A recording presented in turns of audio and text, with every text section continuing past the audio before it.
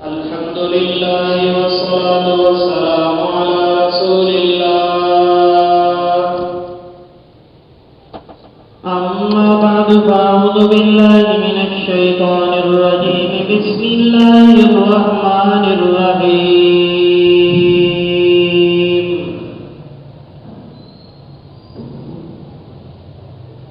ويستعجلونك بالعذاب ولن يخلف الله وعده وإن يوما عند ربك كألف سنة مما تعدون. وكأين من قرية أمليت لها وهي ظالمة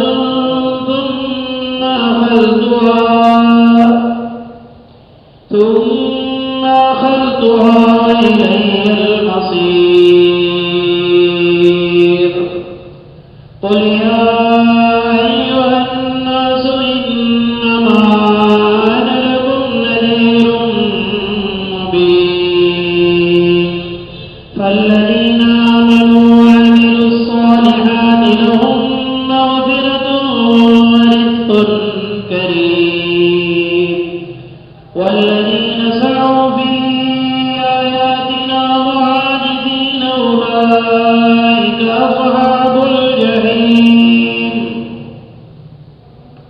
وما أرسلنا من قبلك من رسول ولا نبي إلا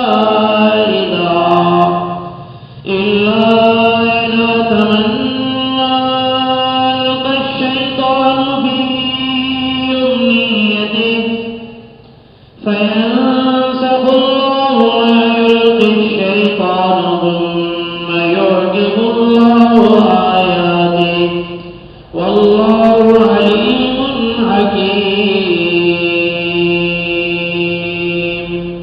صدق الله العلي العظيم وصدق رسوله النبي الكريم.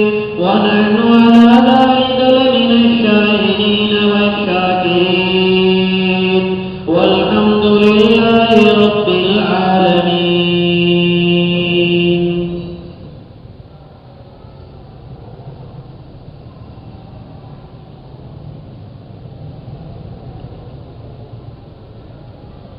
گزشتہ یہ بات بتائی گئی تھی کہ کتنی ایسی بستیاں ہیں جنہوں نے ظلم کیا،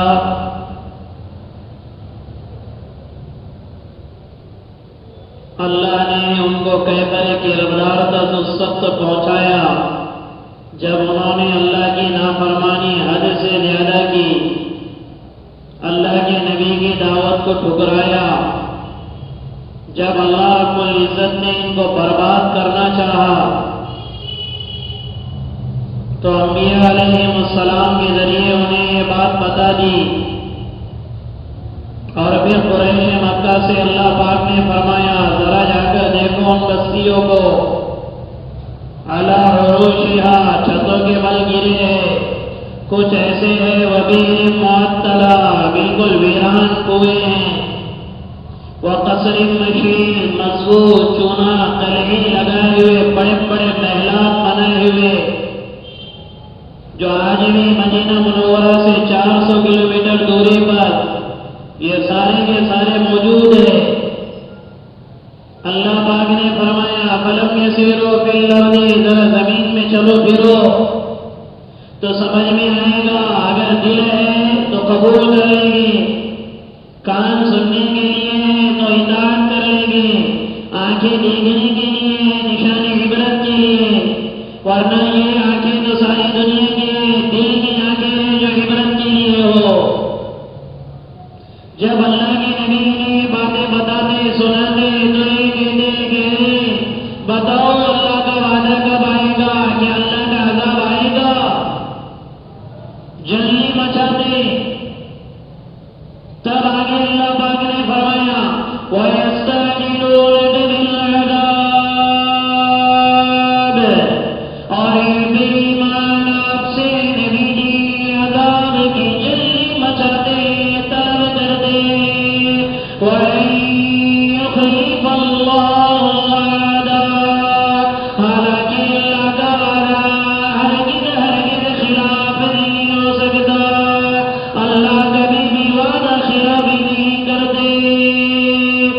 وَإِنَّ يَوْمًا عِندَ رَبِّكَ كَأَلْفِ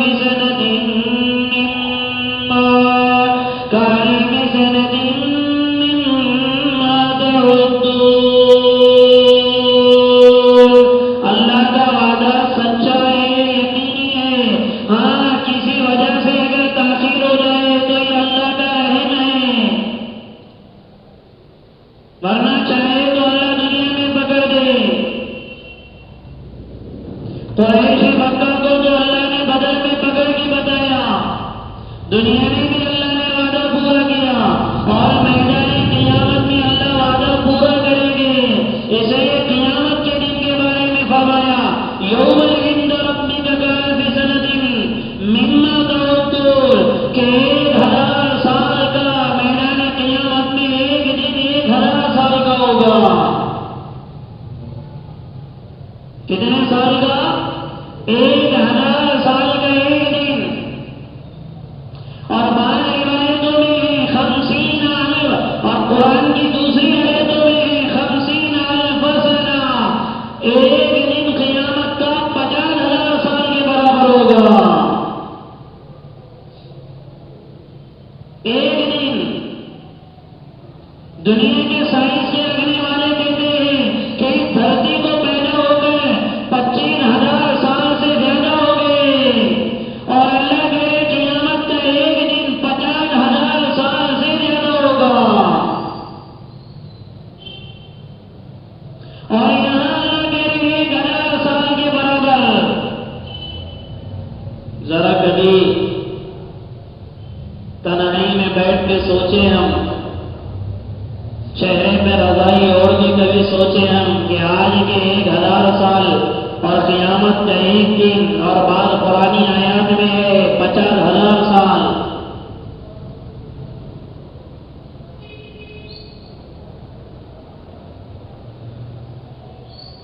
امتداد اور اشتداد کے اعتبار سے، یعنی بعض لوگوں کے لیے قیامت کا دن 1000 سال کا ہوگا اگر ان کے گناہ کم ہو گئے، اور بعض لوگوں کو وہی ایک دن 50,000 سال میں نظر آئے گا۔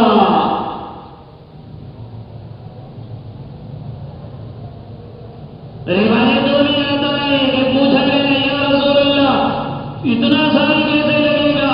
کیا ہر ایک کے لیے اللہ کے نبی نے فرمایا نیک آدمی کے لیے ایسا ہے جیسے ایک مکان کے گھر سے داخل ہوا اور دوسرے دروازے سے نکل گیا۔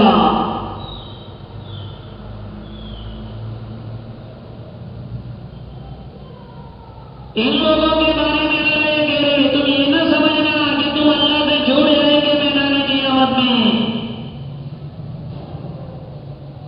دنیا میں ٹھیک ہے، جو من میں آئے گالی ہے، جو جی میں آیا کر لیا، جیسے من میں آیا رہ لیا، نہ حلال کو دیکھا، نہ حرام کو دیکھا، نہ جھوٹ کو دیکھا، نہ سچ کو دیکھا، نہ نماز کو دیکھا، نہ بے نمازی بننے کو، نہ سنتوں کو دیکھا، نہ رواج اور بدعتوں کو دیکھا۔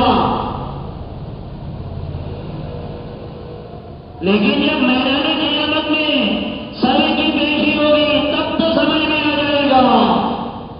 اس لیے اللہ نے فرمایا فَمَن يَعْمَلْ مِثْقَالَ ذَرَّةٍ خَيْرًا يَرَهُ، جو آدمی دنیا میں ذرہ برابر بھی اگر کوئی خیر کرے گا اللہ وہ بھی اسے دکھلائے گا۔ فَمَن يَعْمَلْ مِثْقَالَ ذَرَّةٍ شَرًّا يَرَهُ،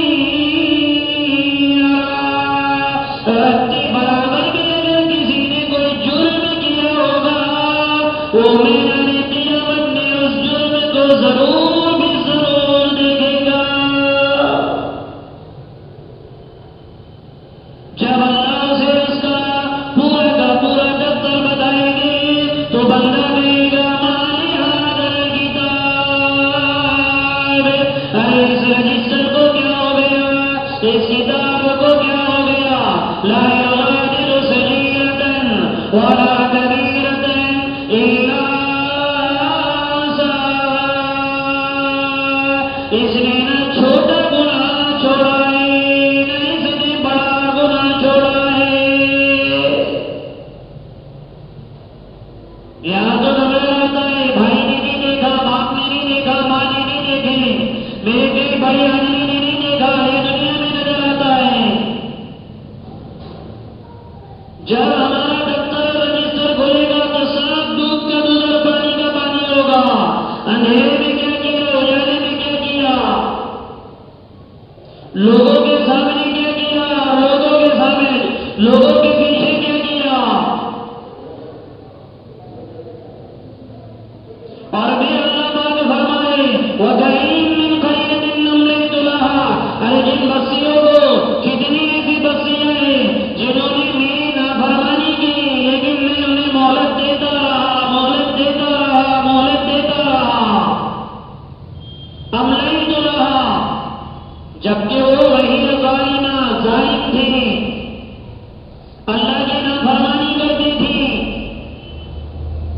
لیکن جب ظلم انتہا کو پہنچ گیا، اللہ کی نافرمانی انتہا کو پہنچ گئی، ثم اخذتها، پھر ہم نے ان کو پکڑا، اور اللہ کی پکڑ ان اخذ ربک لشدید، ان بطش ربک لشدید، تیرے رب کی پکڑ بڑی سخت ہے۔ اللہ نے پکڑا، وَإِلَيَّ الْمَصِيرُ، اور پھر کیا، میری طرف لوٹ کے آنا ہے، تیری بھی میری طرف لوٹ کے آئے۔ اور اگر تم نے بھی میری نافرمانی کر کے زندگی گزاری تو تم بھی ایک دن میرے پاس آؤ گے۔ اور اے نبی جی، آپ ان سے کہہ دو کیا، یا ایھا الناس، اے لوگوں، انما انا لکم نذیر مبین، یقیناً میں تمہارے لیے کھلا شفقت سے ڈرانے والا ہوں۔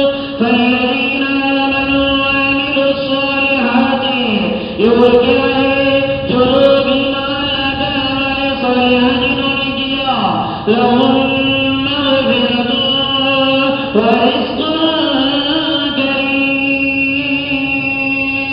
جنہوں نے ایمان لا کر ہمارے صالحات کیا، ان کے لیے گناہوں سے معافرت بھی ہے اور عزت کی روزی بھی ہے۔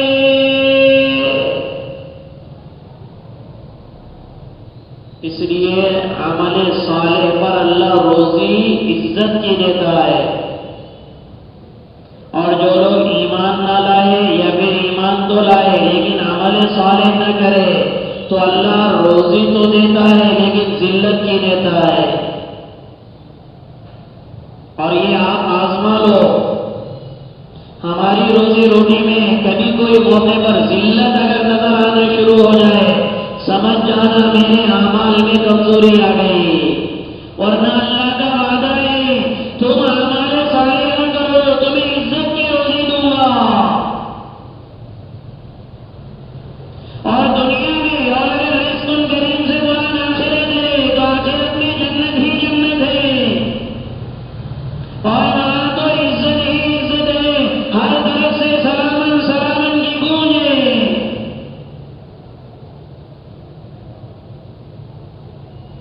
اور جنہوں نے ایمان نہیں لایا یا ہمارے صالحات نہیں کیے، وَالَّذِينَ سَعَوْا فِي آيَاتِنَا مُعَاجِزِينَ، اور جنہوں نے ہماری آیتوں میں عاجز کرنے کے لیے کوششیں کی، اولئک اصحاب الجحیم، یہ لوگ جہنمی ہیں، یہ لوگ جہنمی ہیں جو ہماری آیتوں میں کوشش کرے اس بات کی کہ عاجز کر دے، اللہ کے احکامات سے بے راہی کا اختیار کر دے، اللہ کے حکموں کو توڑ دے یا اللہ کے حکموں کو پورا کرنے میں آڑے بن جائے۔ اور اے نبی جی، صرف یہ آپ کے ساتھ نہیں ہو رہا ہے کہ قریش مکہ آپ کی محنت میں روڑے ڈال رہے، قریش مکہ آپ کو ستا رہے، قریش مکہ نے آپ کے ساتھ نہ جانے کیسی کیسی تکلیفوں کا معاملہ کیا، یہ صرف آپ کے ساتھ نہیں، وَمَا أَرْسَلْنَا مِن قَبْلِكَ مِن رَّسُولٍ وَلَا نَبِيٍّ،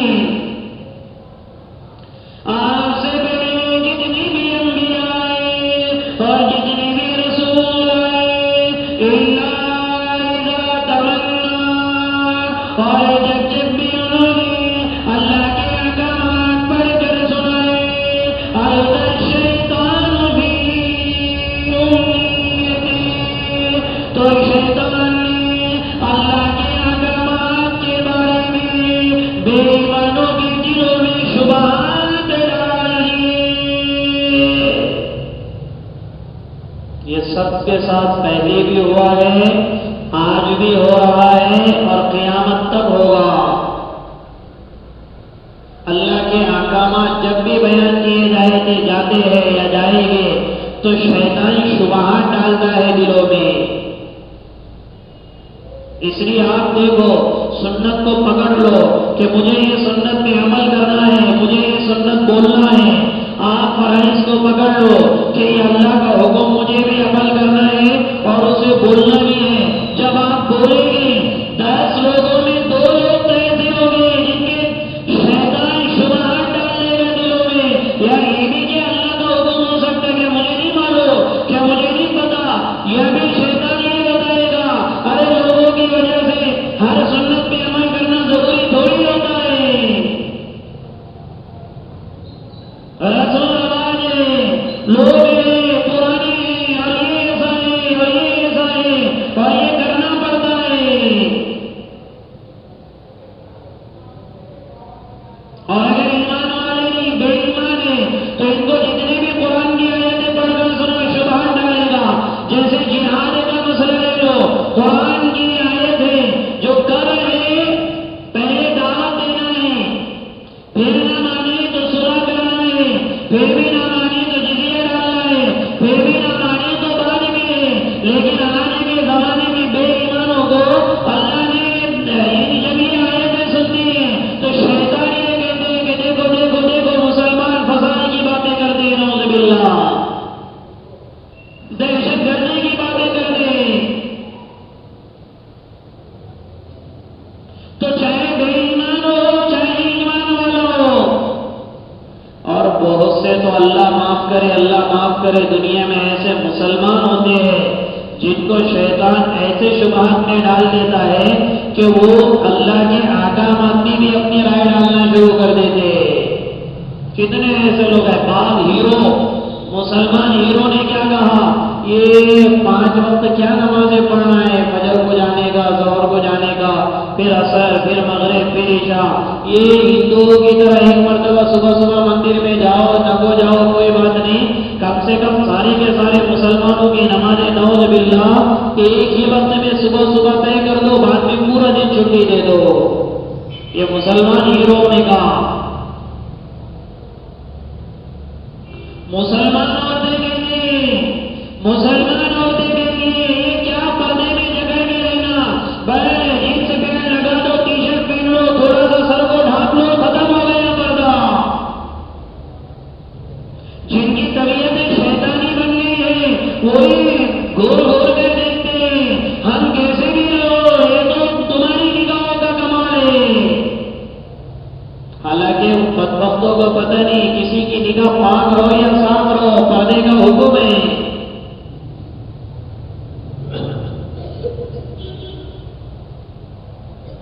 مسجد میں آ کے نمازیں پڑھنا، جماعت سے نمازیں پڑھنا ضروری تھوڑی ہے۔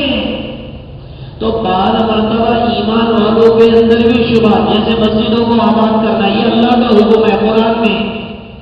کس کا حکم ہے؟ ارے بھائی کس کا؟ اللہ کا حکم ہے، اللہ کے نبی کی حدیث منتخب میں کہ مسجدوں کو آباد کرنے کے بارے میں۔ لیکن شیطان کیا ڈالتا ہے ذہن میں، یہ تبلیغ والے ہیں کیا گش کر کے مسجدوں میں لاتے خرید۔ حالانکہ حکم کس کا ہے؟ عربی کس کا ہے؟ اللہ کا ہے۔ حکم کس کا ہے؟ اللہ کے نبی کا ہے۔ اور شیطان دماغ میں کیا بھر دیتا ہے، لانے پیڑے گش کر رہے کیا ہے، ہم کیا جاتے نہیں کہ نمازوں کو۔ تو ایمان والوں کو بھی شبہات ایسے ڈالتا ہے۔ فَيَنسَخُ اللَّهُ مَا يُلْقِي الشَّيْطَانُ ثُمَّ يُحْكِمُ اللَّهُ آيَاتِهِ۔ پھر اللہ پاک شیطان کے ڈالے ہوئے کو بالکل نیست و نابود کر دیتا ہے، پھر اللہ نابود کر دیتا۔ جب اللہ کے انبیاء سمجھاتے ہیں تو بے ایمان کے دلوں میں جتنے شبہات آتے ہیں اللہ اپنے فضل سے جن کے ساتھ ہدایت کا معاملہ کرتا ہے سارے شبہات ختم کر دیتا ہے۔ ثم يحكم الله آیاتہ، پھر اللہ اپنی آیات کو، احکامات کو، نشانیوں کو مضبوط کرتا ہے۔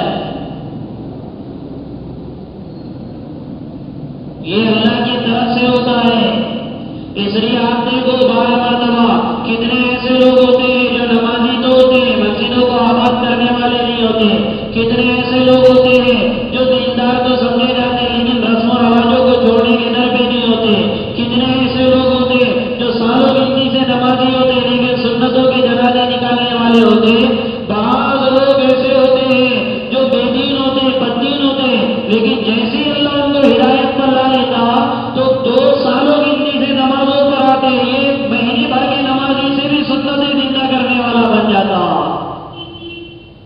مسجدوں کو آباد کرنے والا بن جاتا۔ یہ ساری چیزیں اللہ کی طرف سے ہوتی ہیں۔ پھر جو شیطان اس کے دلوں میں القاء کرتا ہے اللہ سب کو نابود کر دیتا، کیونکہ اللہ جاننے والا ہے، حکمتوں والا ہے۔ اور یہ اللہ کیوں کرتے؟ شیطان کا بھی القاء کراتے، اس لیے حدیث میں آتا آدمی کو ایک مرتبہ بھلائی کا ارادہ آتا ہے دل میں اور ایک مرتبہ برائی کا ارادہ، یعنی ایک ارادہ یہ بھی ہوتا کہ نماز پڑھنا ہے اور ایک دل میں ارادہ ہوتا ہے ابھی کام پورا کرنا ہے، دل میں ارادہ آتا ہے تکبیر اولیٰ سے نماز پڑھنا ہے، دل میں ارادہ آتا ہے جماعت سے پڑھنے کے تکبیر اولیٰ ضروری تھوڑی ہے، دل میں ارادہ آتا ہے کہ سنتوں کو زندہ کریں گے، کبھی دل میں ارادہ آتا ہے ابھی جوان ہی ہے سنتوں کا دیکھیں گے بعد میں۔ تو ایک شیطان کی طرف سے آتا ہے اور ایک فرشتے کی طرف سے آتا ہے، دونوں کے بارے میں اللہ کہہ رہے لِيَجْعَلَ مَا يُلْقِي الشَّيْطَانُ فِتْنَةً لِّلَّذِينَ فِي قُلُوبِهِم مَّرَضٌ وَالْقَاسِيَةِ قُلُوبُهُمْ۔ اللہ آزمائش کے لیے شیطان کا بھی القاء کراتے جن کے دلوں میں بیماریاں رہتی ہیں، جن کے دلوں میں بیماریاں بولے تو کیا نفس چوکپ ہو جاتے،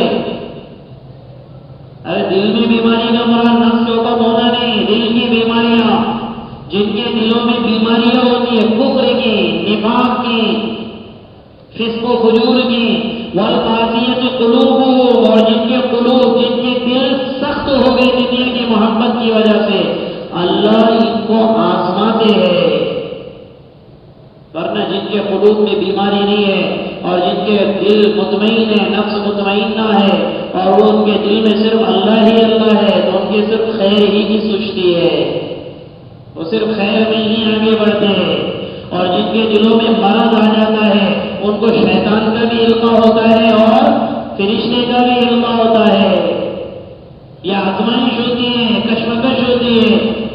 اس لیے بار مرتبہ ایسا ہوتا ہے آدمی کے سامنے دنیا ہوتی ہے اور دین ہوتا ہے، سوچتا ہے کروں یا نہ کروں، جاؤ یا نہ جاؤ، شیطان کہتا ہے یہ بھی کام ہے، شیطان کہتا ہے وہ بھی کام ہے، تو عقائد ہو، معاملات ہو، معاشرت ہو، عبادات ہو، محنتیں ہو، جو بھی دین کا شعبہ لے لو، جب آدمی کے دل میں مرض آتا ہے تو یہ دونوں طرف سے الارم بجنا شروع ہوتے ہیں، ایک خیر کا ایک شر کا۔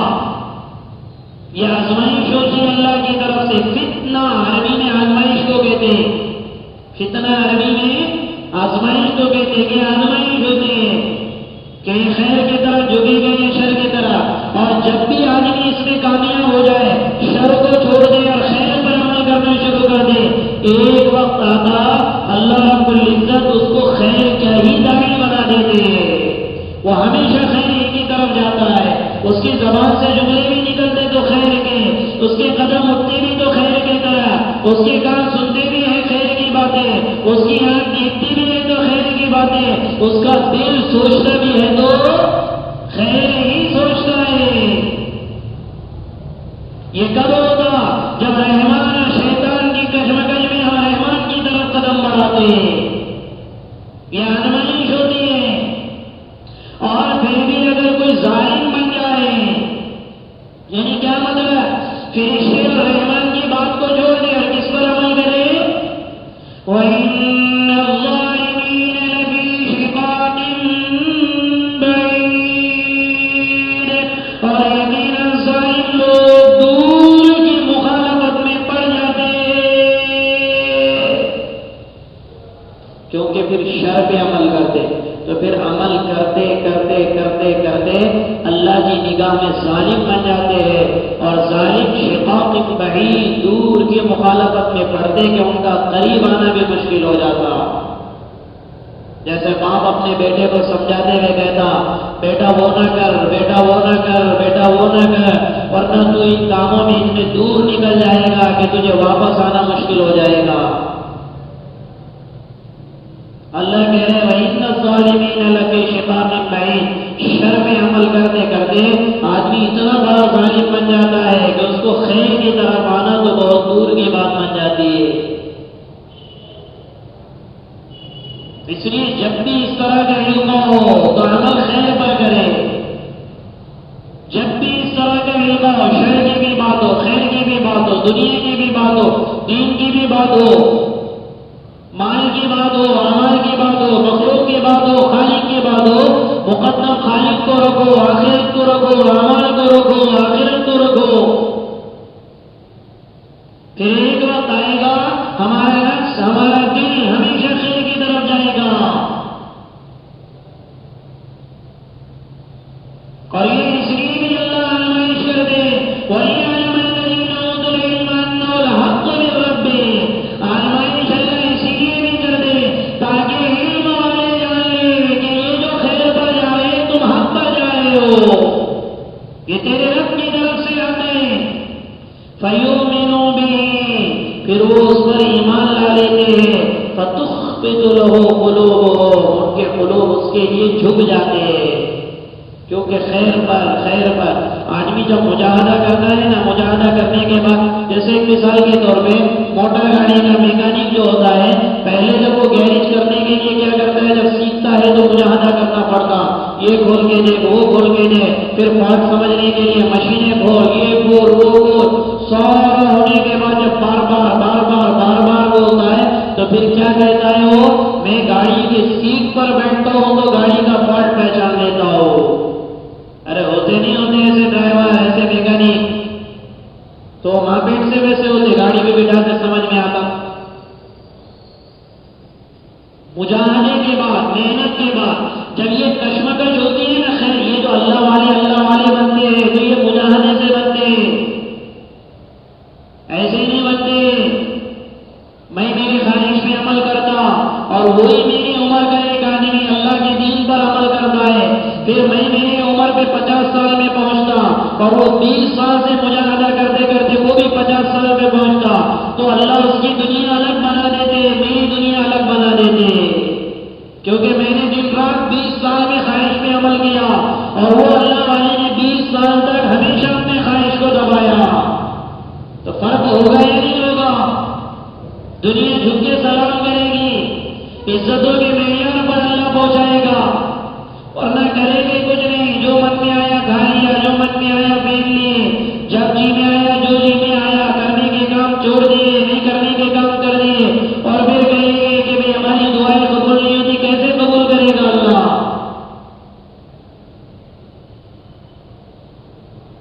اس لیے جب بھی کشمکش ہو، میرے ساتھ ہو یا آپ کے ساتھ ہو، جہاں خیر گناہ، جیسے موبائل لے کر میں بیٹھ جاؤ اور شاید یہ موبائل میں گناہ بھی دیکھ سکتا ہوں، خیر بھی دیکھ سکتا ہوں.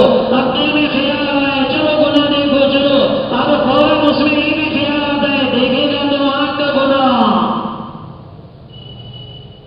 زیادہ رات تک دیکھے گا، فجر چھوڑے گا تو فجر کے چھوڑنے کا گناہ. اب یہ کشمکش چل رہی ہے. اب اس وقت ایک موبائل کو میں پھینک دوں اور یہ کہو کہ نہیں مجھے فجر میں بھی اٹھنا ہے اور یہ دیکھوں گا گندگی، تو سو گیا. تو اس کے دل میں ایک رقت اللہ ڈال دیتے، تو نرمی کی. فَتُخْبِتُ لَهُمْ قُلُوبُهُمْ، اتنے دل ان کے نرم ہو جاتے ہیں پھر فسق و فجور ان پر اثر نہیں کرتا. اس لیے کتنے ایسے اللہ والے آپ نے دیکھے ہوگے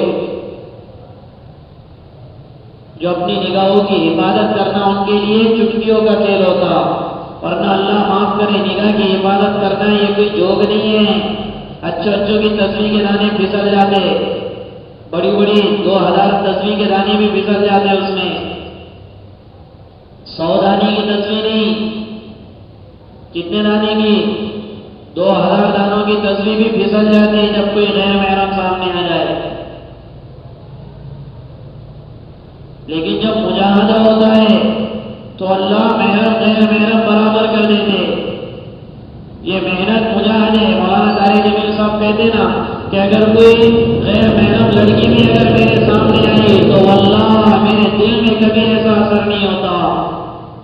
اگر مجھ سے عمر میں کم ہے تو میرا دل اسے بیوی تصور کر دیتا.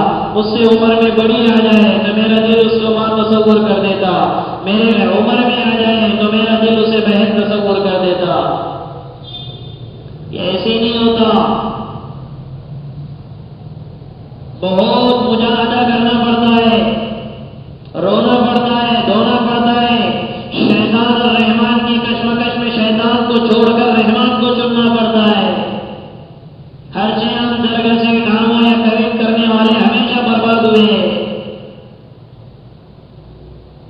اللہ ہماری زندگیوں کی حفاظت فرمائے اور پوری امت مسلمہ کے نوجوان، مرد، عورت، بوڑھے، بچے سب کو خیر پر ڈال کر شر سے اللہ ان کی حفاظت فرمائے.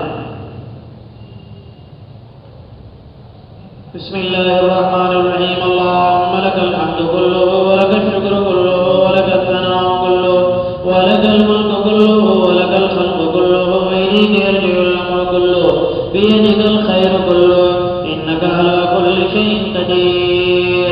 اللهم صل على روح سيدنا محمد صلى الله عليه وسلم بالأرواح وصل على جسد سيدنا محمد صلى الله عليه وسلم بالأجساد وصل على قبر سيدنا محمد صلى الله عليه وسلم بالقبور. اللهم اهدنا بنا واهد الناس جميعا.